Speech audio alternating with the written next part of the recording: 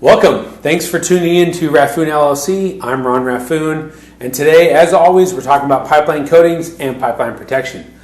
This particular video is the second in a series regarding horizontal directional drilling and coating protection. So if you haven't watched the first one, I recommend you go back. It'll be in this folder and watch the first one. I'll label it number 1 when it does get published. As far as this one again is piggybacking off the next one. The first one, we discussed basically that horizontal directional drilling, HDDs, are almost always installed in HCAs, high consequence areas. Okay, so why did I go through a whole video to get you to understand that?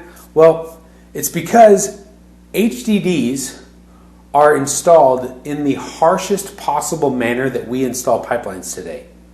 All right, I discussed this briefly before, but when they drill an HDD, there's always going to be some level of arc to get from one side where you're starting to get to the other. All right, there's always going to be some sort of arc. So your pipe's going to go through some curving and bending as you pull it through. All right, then you're going to be literally pulling the pipe through a hole. Right, this is steel. Now, I know that when engineers draw this up, it just looks like it's beautiful and the pipe just naturally conforms to these sweeping things. But, I mean, I would say that steel is not likely to just conform easily like these drawings go. Do they bend? Somewhat, yes. Does the mud help? Sure it does. But you are literally bending pipe and dragging it into the ground. So depending on how bad the soil is, you could do some serious damage to the protective coatings on this pipe. When you're dragging it, you've got abrasion from the surface areas that are coming in contact with the hole wall and abrasion from anything that's blended in with the drilling fluids and the mud that's around it. So the abrasion is basically like slowly sandblasting the surface of your pipe. Right? Well, when you consider what's on the pipe, for the most part in North America, we're talking just fusion bonded epoxy, right? So it's a very thin layer of epoxy. Now in an HDD, people tend to build it up thicker. But then you've got the issue with a thick, rigid system that is applied and then going to be bent. And these coating systems are not real flexible. So you're going to put a rigid coating system, thicker, which reduces your flexibility, and then drag it into the hole.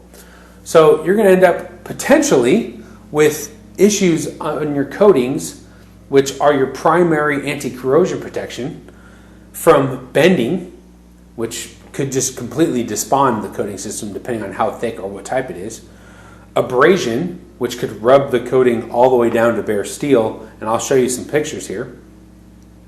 You also have the potential for gouge. So when they drill the hole, it's not always this beautiful, smooth, wonderful hole. Sometimes it'll frack out and the whole the hole will collapse on the pipe, and then you're literally dragging it through the dirt or rock, whatever was there. Other times when they drill it, there's little protrusions from rocks and roots and other things that are sticking down, and as you're dragging the pipe across, you've got something sticking down, you're pulling that pipe, and it's just digging right into it. And you end up with gouges on the pipe surface. And some of those gouges, in some of these pictures you'll see, go all the way down to the bare steel. So, there's another issue that you have, and it's from impacts. And typically when you talk about pipeline being installed by HDD, people don't consider impact. Because when they think impact, they think something laying in a trench and something coming in and falling on it. All right, the problem with that is when you're talking about impact in an HDD, the impact doesn't happen top down. It happens from the side. And the reason I say that's an impact is because when you weld two pipes together, they're almost never perfectly round, which means one side is probably going to have an offset of a little bit. All right, it might not be a lot, but it'll be enough that there's a profile. And then you've got the weld seam on every single one, and that weld seam creates an elevated profile. So if you think about the weld seam as if there was a straw with tires on it, all right, and you dragged that straw with tires on it, and you dragged it lengthwise, the only thing you're really dragging is the tires. Well, those tires are sticking out. The weld seams are just tires on the pipe. So you're going to be dragging the weld seams even harder across those same surfaces that you're abrading against. And those, when they come in contact with something that's sticking out, when that weld seam comes into contact with it, that's an impact. It's not a gouge or an abrasion. And when you've got a thick, rigid coating system that takes an impact, it chips, it breaks. And if you have an ARO system that has such a good adhesive bond to the anti-corrosion layer that the bond is stronger than the bond of the anti-corrosion layer to the steel, well then you've got disbondment down to the bare steel because you chipped off the ARO that took off the corrosion layer, and now you've got bare steel. So a lot of times you'll see welds that look like these that have almost no coating left on the weld seam.